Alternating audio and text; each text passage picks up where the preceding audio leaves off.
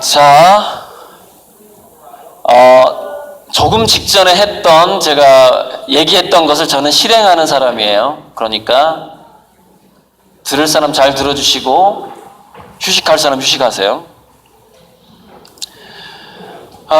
그래서 4차 산업혁명의 그 핵심인 인공지능의 발달이 너무 놀랍게 발달을 하고 있고, 인공지능이 어느 정도 지금 그러니까 그림 그리는 인공지능이 나왔고 작곡을 하는 인공지능이 나왔는데, 그 작곡을 하는 인공지능은 음악이 너무 좋으니까 이제 사람들이 그 음악을 다운받아서 듣는 거예요. 유튜브에서 듣고 인공지능이 작곡한 거를. 그래서 그 인공지능이 저작권료를 받고 있어. 돈을 벌고 있어요, 인공지능이. 그러니까 물론 그 인공지능 프로그램을 만든 사람 지갑으로 들어가겠지만 돈이. 그런 상황이고요. 자율주행차라는 것, 그러니까 무인차라는 것은 그냥 바퀴 달린 컴퓨터가 아니에요. 굉장히 그 두뇌가 점점점 그 자동차 안에 있는 소프트웨어, 그 컴퓨터가 지능이 점점점 좋아지는 것이죠. 아무래도 선생님 불러야 되겠는데, 저 뒤쪽. 제가 가서 선생님 모시고 오는 시간은 한 5분밖에 안 걸려요. 그리고 선생님뿐만이 아니라 여기 전북학생교육원에서 근무하시는 선생님들까지 해서 총 10명 정도를 여기 배치하지 않으면 나는 강의를 못하겠다라고 원장님한테, 여기 교육원장님한테 얘기를 할 거예요. 직접 올라가서. 혜성중학교, 아마 전북학생교육원에서 일어났던 초유의 사태가 일어날 겁니다. 강사가 강의를 거부하는 사태. 그걸 원하나 본데? 그걸 원해? 혼자서 상상하고는 싫으니까요. 강의 들을 사람 듣고.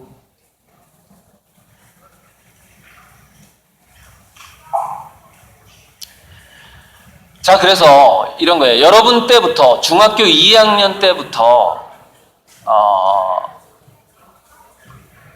뭐랄까, 뭐 애국심은 아니고 자기 자신의 어떤 생존을 위해서라도 한번 매일매일 어떻게 살고 어떤 방향성을 가지고 어떤 태도로 살 것인가를 한번 생각해 보자는 거예요. 뭐 4차 산업혁명이 뭐냐에 대해서는 개인적으로 검색을 하거나 유튜브에서 다른 강의를 통해서 더 정보를 얻어보시고, 간단하게 얘기하자면 4차 산업혁명은 인간의 지능보다 뛰어난 인공지능이 곳곳에 배치되는 현상이에요. 즉, 자동차가 인간보다 영리해지고, 마이크가 인간보다 영리해지고, 스크린이 인간보다 영리해지고, 테이블이 인간보다 영리해지고, 바닥이 인간보다 영리해져요. 이게 4차 산업혁명이에요. 그러니까는 단순히 머리가 좋아서 또는 내가 뭔가를 공부를 해서 4차 산업혁명을 대비할 수가 없어요. 왜? 인간을 제외한 모든 것이 인간보다 영리해지니까. 그러니까 지금까지는 인간을 제외한 모든 것이 인간보다 영리하지 않았죠. 뭐 물론 그건 오해일 수도 있는데, 우리가 뭐 사실 문어의 지능을 정확하게 이렇게 측정할 수는 없으니까, 문어나 고래나 뭐 돌고래나 우리보다 영리할 수도 있죠, 물론. 근데 활동하는 영역이 다르기 때문에 우리가 이제 그 지능을 측정하는 방식이 다른 거죠. 어쨌건 인간의 입장에서, 인간의 기준으로 봤을 때 지금까지는 인간은 만물의 영장이라는 생각을 하고 있었고 가장 영리한 존재였다는 것이죠. 근데 4차 산업혁명이라는 것은 인간보다 영리해지는, 모든 것이 인간보다 영리해지는 그런 시대라고 보면 돼요. 그래서 정말 심각하다는 것이죠.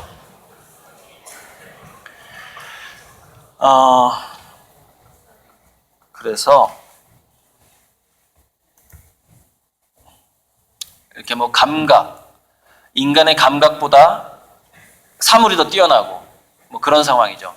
즉 이런 어떤 미래에는 건축물의 벽에 있는 센서가 여러분들의 음성을 파악하고 이 공간에 몇 년도에 몇 번 왔었는지, 몇 년도에 몇 번 와서 얼마 동안 머물렀다가 나갔는지를 이 건물 자체가 기억을 하게 되는 것이죠. 그런 모든 것들이 인간을 제외한 모든 것들의 감각이 좋아지다 보니까 그것을 데이터화하게 되고 기억하게 되는 거거든요. 그래서 그거를 빅데이터라고 불러요. 빅데이터. 데이터가 굉장히 커진다라고 표현할 수가 없어요. 거의 데이터 빅뱅이라고 표현할 수 있어요. 그러니까 빅데이터가 아니라 빅뱅 데이터예요. 빅뱅 데이터. 지금까지 데이터화 되지 않았던 99%, 지금의 100배의 데이터가 생성이 되는 거예요. 근데 과학자들은 지금의 데이터보다 100배가 생성될 거라고 말하고 있지만 제 예상으로는 10,000배 이상 생성될 거예요. 10,000배 이상. 그만큼 데이터들이 많아지고 그 많아지는 데이터들을 인공지능이 이제 파악을 하게 되는 거죠. 자, 그래서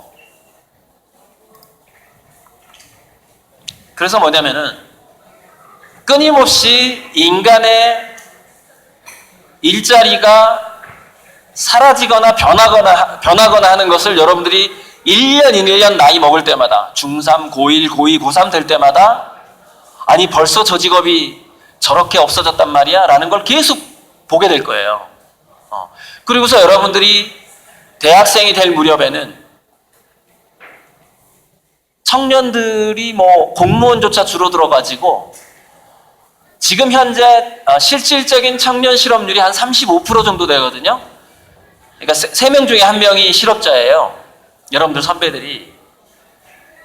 근데 여러분이 대학을 들어갈 만한 나이 약 5년 후에는 제 생각에는 실질 실업률이 80-90%가 될 것 같아요. 80% 정도. 즉 무슨 얘기냐면은 5명 중에 1명 반 정도만 돈을 벌게 되는 거죠. 나머지는 직장이 없는 상황이 되는 거죠. 자, 그래서 그러면 그게 불과 5년밖에 안 남았는데, 자, 미래의 대학이라는 것은 지금처럼 공부만 하는 곳이 아니에요. 무슨 얘기냐면 창업을 굉장히 권장하는 방식으로 바뀔 거예요. 이번에 새로 대통령이 되는 사람들도 그런 공약이 있어요. 고등학교 2, 3학년 때부터 바로 어떤 직업을 갖게 하거나 창업을 하게 하거나 하는 거를 적극적으로 정부가 도와주겠다. 여러분 때부터 바뀔 수가 있어요. 대통령이 바뀌게 되면은 5년 내에 정책이 바뀌기 때문에. 그래서 앞으로는 어떻게 되냐면 여러분들 선배처럼 여러분들이 고2, 고3 때 교실에서 앉아서 공부하고 있을 거라고는 생각하지 마세요. 여러분이 고2, 고3 때면은, 여러분이 고2가 되려면은요, 이제 한 3년밖에 안 남았어요. 여러분은 3년 후에 창업을 해야 되거나 직장에 가야 되거나 하는 고민을 하게 될 거예요. 불과 3년 후에. 자, 그런데, 자, 이제 제가 3년이라는 시간을 왜 얘기하냐면, 여러분이 매일매일 하루에 하나씩 아주 기가 막힌 새로운 직업이나 그걸 창직이라고 불러요. 새로운 직업을 구상을 한다거나 새로운 어떤 사업을 구상을 한다. 그걸 창업이라고 하죠. 그렇게 한다고 해도 매일 한다고 해도 3년쯤 후에는 그게 약 1000가지밖에 생각을 못해요. 1000가지. 하루에 하나씩 생각을 해도 지금 이렇게 그냥 국사 공부하고 수학 공부하고 국어 공부하는 게 아니라 공부는 공부대로 하고 나는 3년 후에 4년 후에 5년 후에 어떤 기가 막힌 창업을 해볼까, 어떤 새로운 직업을 만들어 볼까 매일매일 구상을 한다고 해도 3년 동안 약 1000개밖에 못해요. 자, 그런데 청년 창업에 선생님 한 분 오셨나요? 선생님 오셨네. 예, 이름 좀 적어주세요. 떠든 사람. 자, 청년 창업하고 그런 인큐베이팅. 저도 이제 한번 창업을 해본 적이 있거든요. 아이디어를 이렇게 컨설팅 해주고 창업을 성공할 수 있도록 돌봐주는, 거기서 이렇게 통계를 내보니까 최초의 아이디어가 시장에서 성공하는 확률이 점점 줄어들어가지고 지금은 그게 약 2000분의 1이에요. 생존 확률이. 그러니까 무슨 얘기냐면 여러분들이 5년, 6년 동안 매일매일 자 보세요. 창업센터에 대학생들이 아이디어를 들고 간다는 건 뭐예요? 기존에 그런 회사가 없다는 걸 의미합니다. 그러니까 기존에 없는 것을 그게 융합형이든 아니면 전혀 새로운 것이든 간에 그 기존에 없는 것을 가지고 창업센터에 가고 그 다음에 아이디어를 제공하고 각종 진흥원들의 아이디어를 제공하고 하는 사람들이 많이 있을 거 아니에요? 그 사람들 중에 성공 확률이 2000분의 1이라고요. 무슨 얘기냐면 여러분들이 매일매일 아주 획기적인 생각을 하루 하나씩 노트에 적는다고 할지라도 성공 확률이 2000분의 1, 즉 할까 말까예요. 뭔가를 할 수 있을까 말까라고요. 매일매일 창조적이고 창의적인 생각을 한다 할지라도 지금부터 중학교 2학년 때부터 무슨 얘기죠? 성공률을 높이려면 어떻게 해야 될까요? 하루에 10개 정도씩 획기적인 생각을 하세요. 10개. 그러면 2만 개가 되겠죠? 여러분들이 새로운 아이디어가 대학생쯤 됐을 때 2만 개가 될 거 아니에요? 그러면 성공률은 10%가 되는 거지. 10배가 뛰니까. 그죠? 매일매일 10개씩 새로운 아이디어를 생각해도 성공률은 10분의 1밖에 안 돼요. 그러나 5년 후에는 문제는 또 뭐냐? 5년 후에는 인공지능이 굉장히 많은 새로운 직업적인 영역을 차지해 가기 때문에 다시 성공률이 낮아져. 그게 무슨 얘기냐? 약 2만 분의 1이 될 수가 있어요. 그러니까 5년 후에는. 그러니까 무슨 얘기냐? 여러분들이 세상에서 뭔가 나 좀 창의적인 인재야. 나 좀 멋있게 보란 듯이 잘 살고 있어. 라는 정도의 어떤 그런 청년이 되려면 하루에 10개씩 새로운 생각을 해도 어쩌면 성공 확률이 1%밖에 안 될지도 몰라요. 100명 중에 한 명. 그런 시대라는 거예요.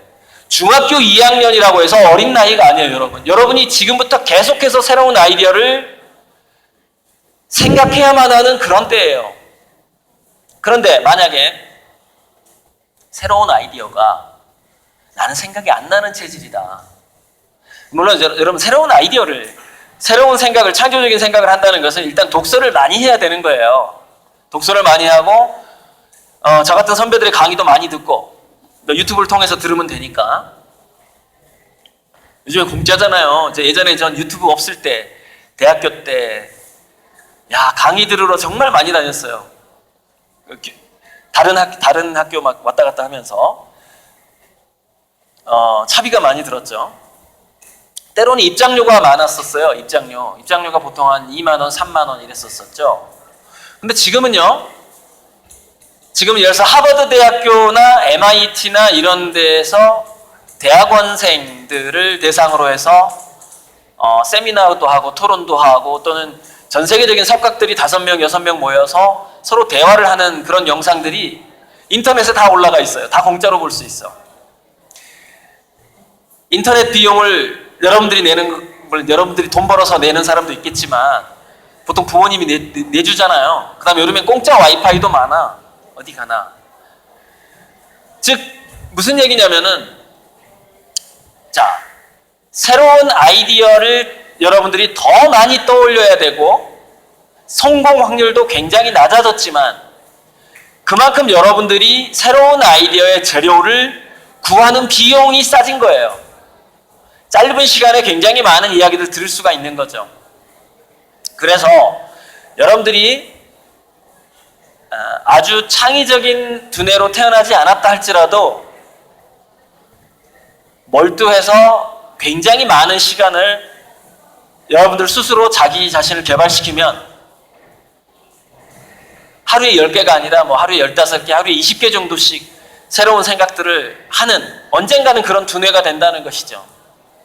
그리고서 여러분들이 대학생쯤 될 무렵에는 아마 입시제도가 이렇게 새로운 입시제도가 도입이 될 텐데 입시 제도가 이렇게 바뀔 거예요. 자, 잠시 대화 좀 중단해 주시고요. 어떻게 바뀌냐면 2분 후에 휴식할게요. 입시 제도가 너는 그동안 새로운 아이디어나 창업 아이디어를 기록한 노트가 몇 권이냐? 저요? 저 뭐 하루에 한두 개씩 하다 보니까 노트가 5권인데요. 너 합격. 너 서울대 와. 너 영어 점수, 수학 점수 안 볼게. 무조건 서울대 와. 자, 이렇게만 되는 게 아니라 또 어떻게 되냐면 이렇게 돼요. 너 서울대 학부로 올래? 대학원으로 갈래? 박사과정으로 갈래? 마음대로 골라. 이렇게 바뀝니다. 그럼 지금 예상하지 못하겠죠? 지금부터 여러분들이 매일매일 새로운 아이디어를 노트에 꼭 적으세요. 그걸 기록으로 남겨야 됩니다. 그러면 영어 수학을 못해도 서울대에 들어가는 때가 금방 와요. 그럼 서울대는 왜 중요하냐 도대체? 서울대 왜 들어가라고 하냐는 잠시 휴식하고 5분 내로 화장실 갔다가 5분 내로 들어와야 돼요. 알았죠? 네.